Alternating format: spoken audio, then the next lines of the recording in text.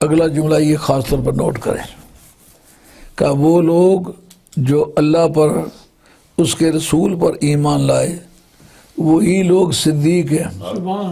حضرت ابو صدیق رضی اللہ عنہ جو ٹائٹل ہے نا، یہ ہر ایمان والے کا حق ہے۔ لفظ اکبر جو ہے یہ حدیث میں نہیں آیا ہوا۔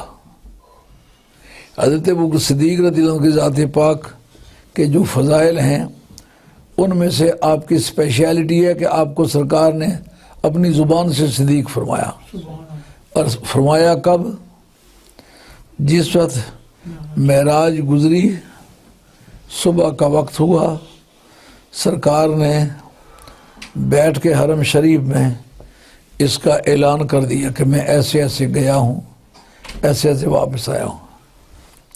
تو روزانہ ابو جہل بڑی توجہ سے باتیں سنتا تھا، مگر توجہ سے سننے کے باوجود ابو جہل کیوں رہا کہ اندر اس کا بیمار تھا۔ وہ ایمان کی غرض سے سنتا، سمجھنے کی غرض سے، ماننے کی غرض سے تو کبھی ابو جہل نہ ہوتا۔ روزانہ کی اس کی اٹینڈنس تھی، لیکن تھی بری نیت سے۔ اس کا مطلب کعبہ شریف میں بھی آئے، نبی کی محفل بھی پائے، اندرونہ اس کا بیمار ہے، وہ بیمار ہے۔ تو ابو جہل نے یہ باتیں سنی، فوراً تلاش کرنے لگا کہ حضرت ابو صدیق رضی اللہ عنہ کی ذات پاک کو کہاں تلاش کرے، چونکہ وہ سیاسی آدمی تھا۔ حضرت ابو بکر رضی اللہ تعالیٰ عنہ کی ذات پاک یہ بھی سیاسی آدمی تھے اسلام سے پہلے سے۔ راستے میں پکڑ لیا ان کو کہ آج تمہارے صاحب نے ایک ایسی بات کی ہے کہ تم بھی کہو گے کہ اس نے جھوٹ کہا ہے۔ ان کا یہ لفظ جھوٹ کا میں نہیں سننا چاہتا، بات کرو، بات کیا ہے؟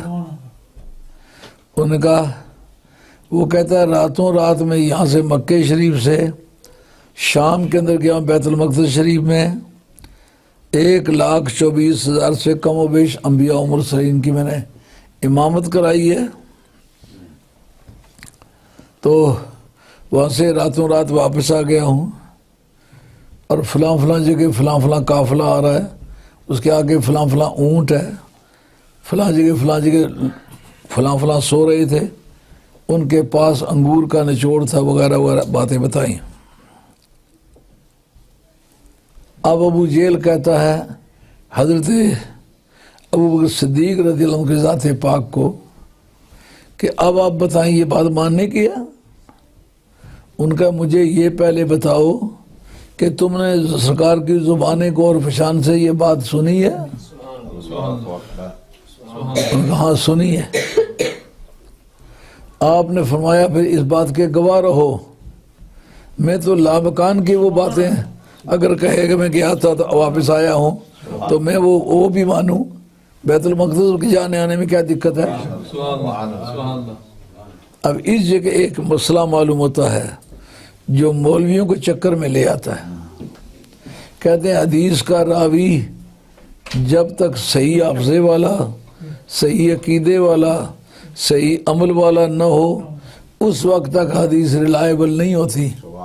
اب ابو جہل راوی ہے اور حضرت ابو بکر صدیق رضی اللہ عنہ کی ذات پاک سننے والے ہیں۔ جناب ابو بکر صدیق کا عقیدہ نہیں پتہ چلا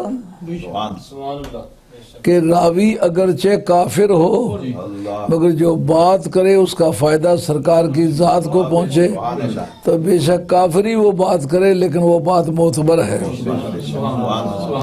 اور اگر سرکار کی شان کے خلاف بات جائے وہ حدیث ہو سکتی ہی نہیں ہے۔ خدا محمد کہے تو اسی میں عیب بھی ہو، اگر عیب بیان کیا گیا تو پھر وہ لفظ محمد کا انکار بنتا ہے۔ وہ کوئی بھی راوی ہے، مولوی صاحب لاکھ لعنت ہے ان کی داڑھی پر کہ جو سرکار کی کثر شان بیان کرے۔ اس جگہ قرآن کہتا ہے ہمارے کاغذات میں جو لوگ اللہ پر ایمان لائے، اس کے رسول پر ایمان لائے، وہی لوگ صدیق بھی ہیں۔ معلوم ہے کسی مسلمان کو بھی اس آیت کی روح سے صدیق کہنا درست ہوگا، اور وہی لوگ شہداء بھی ہیں۔ شہید عام طور پر ان لوگوں کو کہا جاتا ہے کہ جو رائے مولا میں قتل ہوتے ہیں، دین کی سربلندی کے لیے مارے جاتے ہیں۔ قرآن نے کہا اگر ہم کسی کو درجہ دینا چاہیں ہمیں کون روک سکتا ہے؟ وہ جو میدان کارزار میں شہادت پاتا ہے وہ بھی شہید ہے، جو دیوار کے نیچے دب کے مر گیا وہ بھی شہید ہے، جو پانی میں ڈوب کر کے مر گیا وہ بھی شہید ہے، جس کو سانپ نے کاٹا ہے تو مر گیا وہ بھی شہید ہے، پانی میں ڈوب کے مر گیا وہ بھی شہید ہے۔ اصل بات اس میں شہادت کی کیا ہے؟ اللہ پر سچا ایمان، اس کے رسول پر سچا ایمان، یہ اس کو انٹائٹل کرتا ہے اس بات کا کہ وہ صدیق کہلا سکے، شہید کہلا سکے۔